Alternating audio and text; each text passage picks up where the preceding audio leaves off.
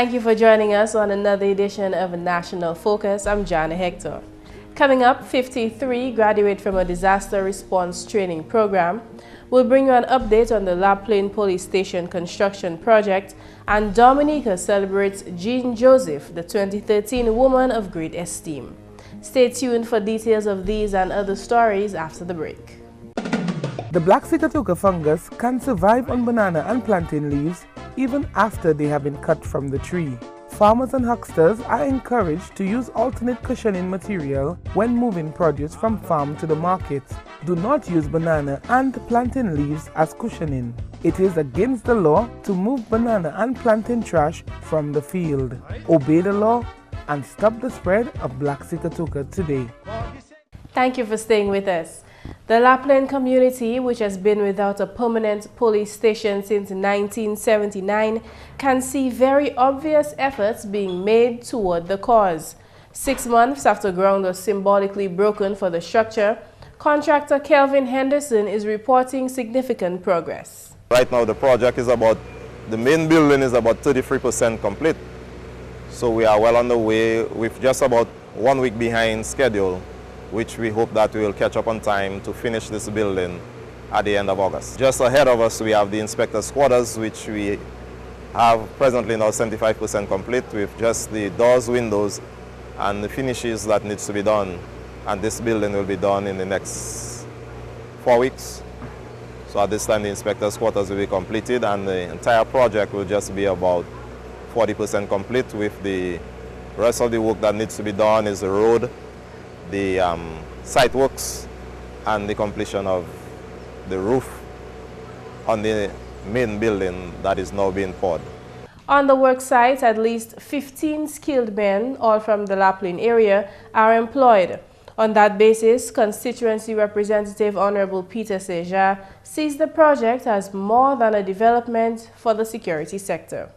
You will recall that the contract for the La Plaine Police Station was signed in November of last year. Construction work actually commenced in January of this year. And by all respects, the contractor is moving on satisfactorily with the work.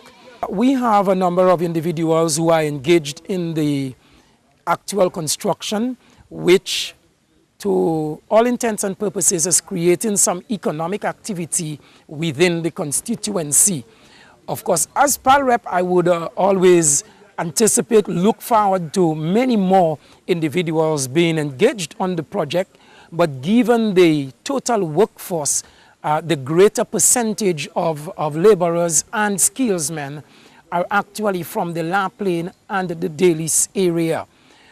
It means, therefore, that as the project continues, we would see some economic returns within the local economy. The minister also revealed that the project is being supervised by the Ministry of Public Works. He believes the structures will be completed on time.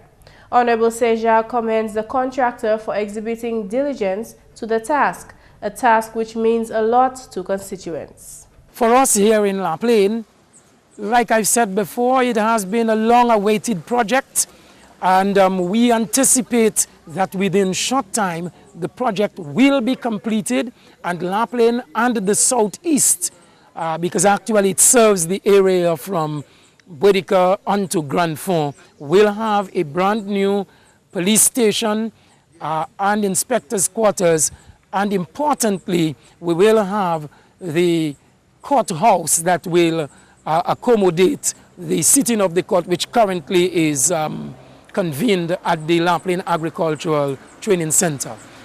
Given the current economic situation, I must say, as PAL rep for the La Plaine constituency, that this is a massive investment that this government is making in the community of La Plaine. Of course, there are those who will tell you that infrastructural development is not really development. But like I said before, we see the local economy benefiting, and one cannot deny the fact that a large area like the Southeast, a large community like La Plaine, is in dire need of proper facilities. And I want to thank the government for recognizing after so many years the need here in La Plaine and attending to that need. Funding for the $3.2 million project is via loan from the Dominica Social Security. The project is meant to be completed within 47 weeks of commencement and will serve the villages of La Plaine, Grand Fort, Montjean, Rivière-Syrique and Boitica. In more news, on Friday, the Honorable Prime Minister Roosevelt Skerrit welcomed and joined President and founder of the Woman of Great Esteem organization, Reverend Sylvetta Hamilton Gonzalez, in celebration of Dominica's 2013 honoree. Last year, Dominican Certified Public Accountant Jean Joseph received the Emerald Award of Excellence, the obelisk polished global crystal, in the field of finance.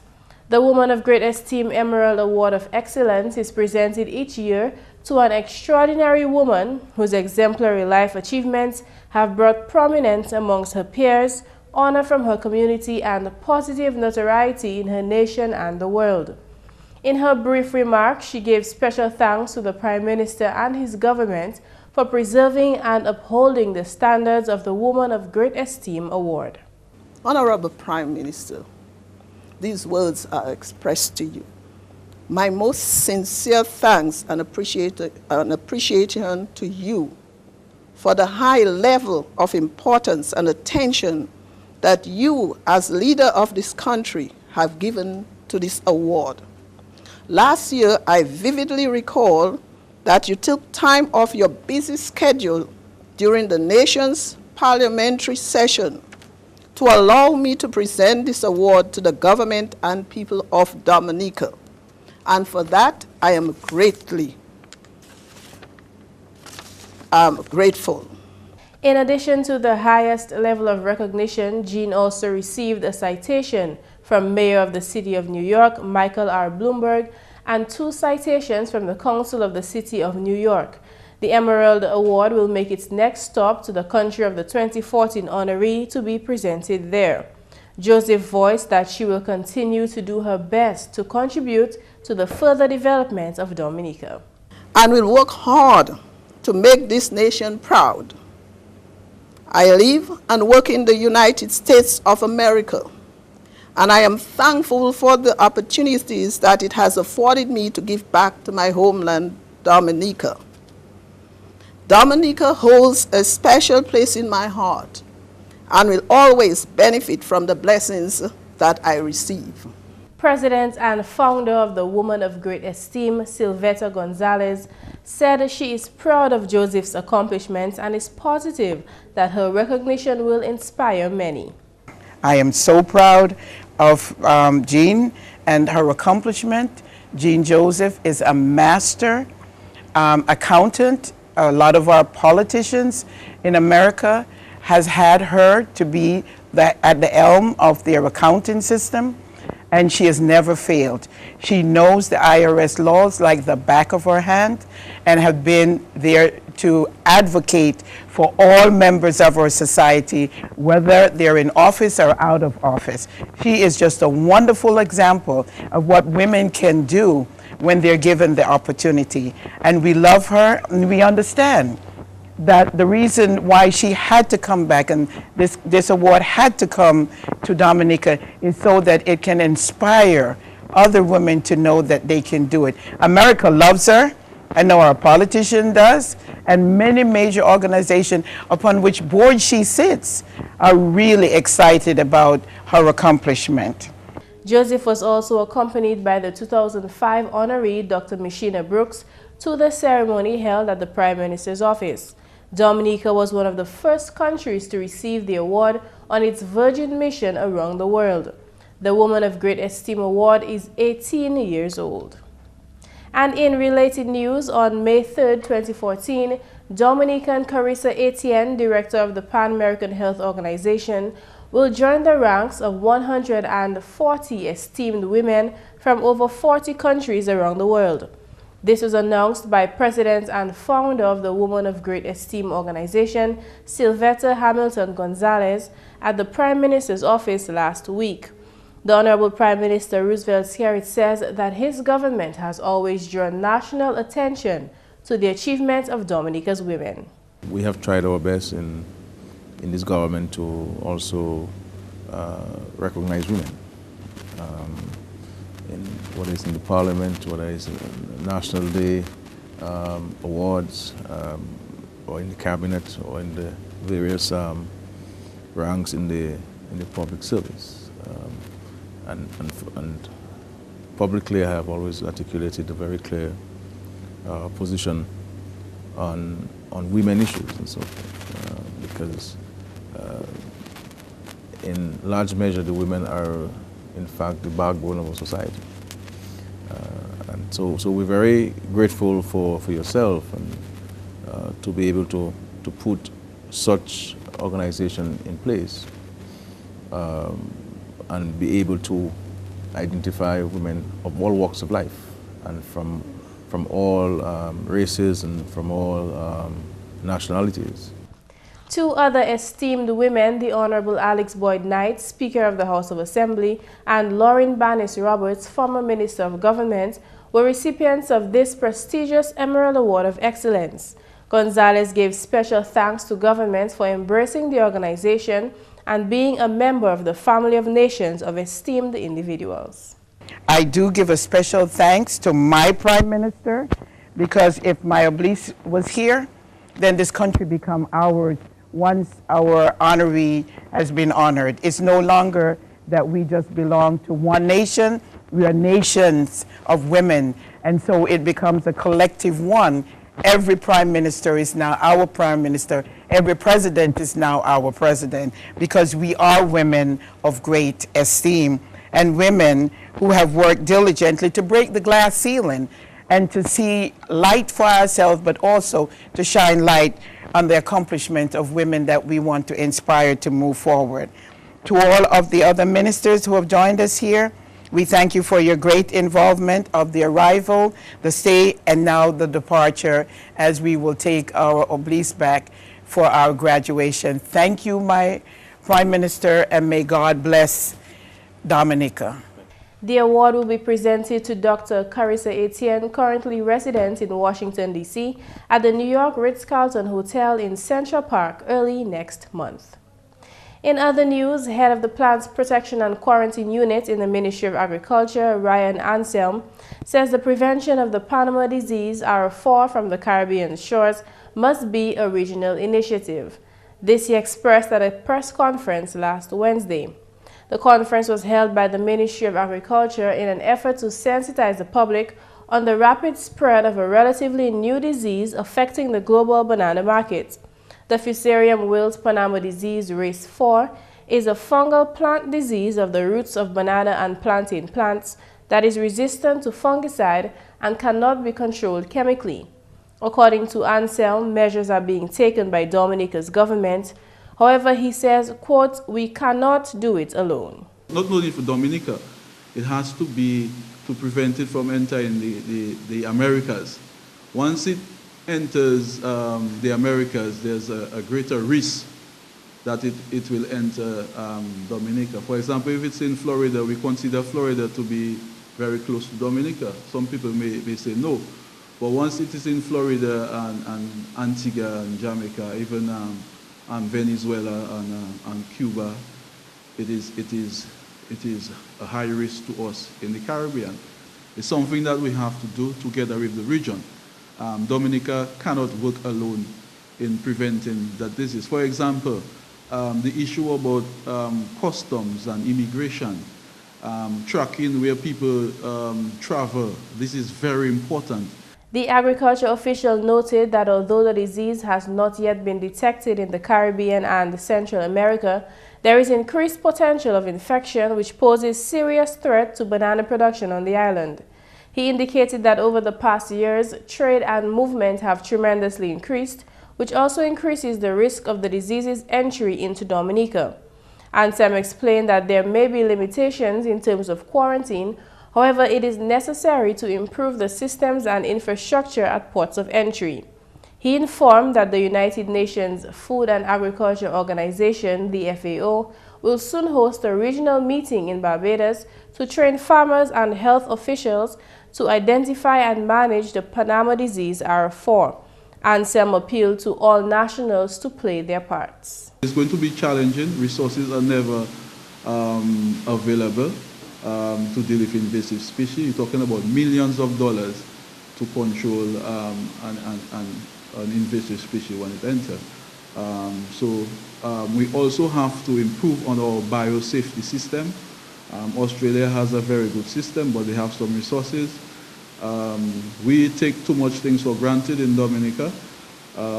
We have to be conscious of when we bring imported things and when we smuggle things, the implication it have on the agricultural sector. And when we go and we're doing trade, we have to be mindful of, we cannot just bring any planting material and any consignment to the country that can cause harm to us. Meanwhile, the use of technology in education is believed to change educators as well as students. This comes from featured speaker at the 12th Biennial Conference of the Dominica Association of Teachers, Principal Carlotta Challenger. The speaker believes that with the traditional methods of education, change is expected, and even more so with the use of technology. At this point, she says the educator's role has already been greatly transformed to deliver students able to think individually and critically by involving learners in the process. We do not need you to prepare for us a workforce that has memorized fleeting facts and knowledge, taught in the belief that what they need to know will never change. Instead, the key to our global competitiveness is a workforce comprised of people empowered by curiosity and persistence, attributes that will enable them to learn whatever they need to know and do to solve a problem or do a job well. Importantly to note, says Principal Challenger, is that educators ought not be worried about being replaced by technology. The high demand and complex nature of teaching cannot be met by computers executing repetitive tasks or simple transactions. People learn in different ways at different rates, and numerous variables can affect their progression on any given day, including those in the social and emotional realm. Furthermore, while many aspects of teaching can be planned in advance, and any good teacher plans in advance, even the best laid lesson plans can get twisted, requiring an immediate pivot to plan B. And then there are those unexpected moments when students become captivated by an activity, a current event or a challenge, and engage with an intensity that could not have been foreseen. The best teachers harness this energy and use it as rocket fuel for learning. No, rest assured, technology will not replace teachers. Principal Challenger ended her presentation with these remarks to teachers. To paraphrase a well-known proverb, if you teach me the relevant skills and knowledge of my time, I will have a job today. If you instill in me imagination, drive, and the ability to adapt to a future I cannot anticipate, I will have relevant jobs for a lifetime. In more news, 53 additional persons have joined the group of local disaster response personnel trained through the Community Emergency Response Team Training, or CERT program. The program teaches disaster preparedness, disaster response skills, and disaster medical operations. The participants were 30 individuals from areas between Casabruce and Petite-Soufrière and 23 between Capuchin and Savanpai. The two groups were trained in February and March. At a graduation ceremony which took place on Friday, a general overview of the training was revealed by head instructor Anthony Williams, who is also Deputy Fire Chief. The program covered a number of subject areas, such as fire safety, disaster medical operations, disaster management, team dynamics, search and rescue, incident command system, initial damage assessment, road clearance, evacuation, and map reading, radio communication. Practical sessions included team bonding exercises, hands-on experience in radio communication, and a tabletop exercise. Both programs culminated with a grand exercise which included 5 stations, which every team had to participate in.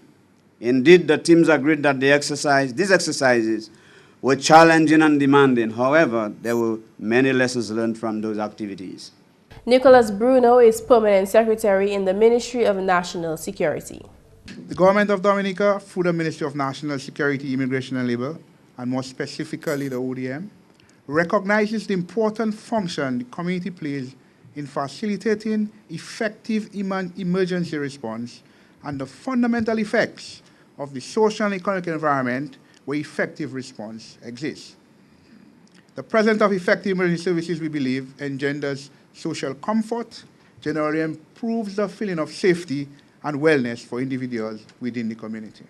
In this regard, I wish to urge all communities, not just those here, those who aren't here as well and who can hear us from whatever media they choose, to get involved in the process and to ensure that residents within your area are equipped to undertake the role of first responders in your community. A network of trained search bolsters the work of the ODM and emergency services for effective and efficient emergency response across the length and breadth of the island. Honorable Johnson Drago, constituency representative for Castle Bruce, spoke from a personal point of view of the usefulness of such a program. In 2012, when we had some of the worst rainfall in the Castle Bruce area, good up Toronto, we remember quite vividly, every culvert in the area got blocked. It means that when they were building them 30 years ago, 40 years ago, they never anticipated or were aware that that volume of water was in this area. It clearly states to us that we are living on an island where disaster can occur at any time to the magnitude that none of us can ever imagine. So therefore, we must be prepared as a nation. Government, with its limited resources and department, cannot have the number of officers needed in any community at any given time. It means that the communities must take control.